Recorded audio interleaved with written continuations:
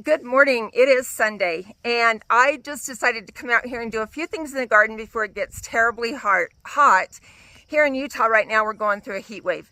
So it gets pretty hot here in about another hour or so. But then I'll go in and get ready for church and go to church when it's hot. The thing I wanted to talk to you about, so yesterday I was in planting some things in the garden, taking my tenders out and putting them in the garden. And I came to this realization, and I don't know why it didn't come to me sooner.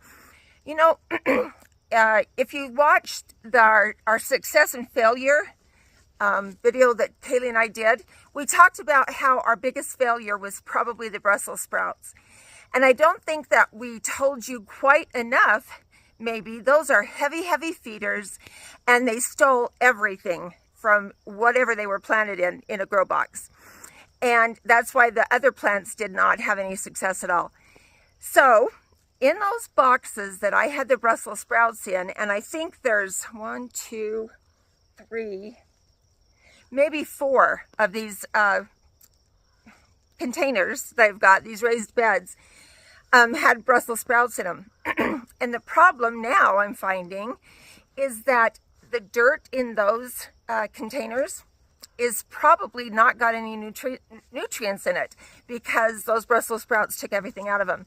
So I'm putting a lot of compost, some organic fertilizer, some of that soil additive that we've been using for a few years, and really tilling it up good, because I think I'm finding, I'm finding that there's quite a few of those Brussels sprouts roots that are still in the dirt. Even though my friend that was here a few months ago, we dug those out with a shovel and we had huge root balls on them, and they were just not what I'll ever do again.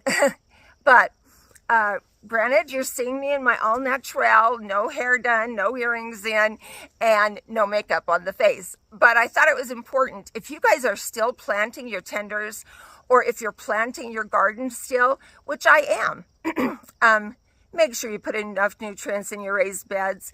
Make sure if you're in areas like where cabbage went, or Brussels sprouts, or broccoli, any of those big feeders, make sure that you put additional fertilizer or compost or organic matter, whatever you use.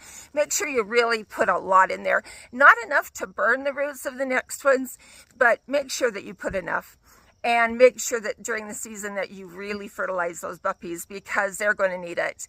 Because I don't think this dirt has anything left in it. So it's going to take probably a year or so for us to build back that dirt and make it so it's going to grow really good again. So I'm really going to have to fertilize whatever I put in there heavy. And that's what I wanted to talk about today. Kaylee's coming home from her trip, so she said we have to get busy in the garden. So you'll probably see us. I don't know if you'll see us again this afternoon, or if you'll just see us this week sometime. But you guys have a good weekend of what's left of it.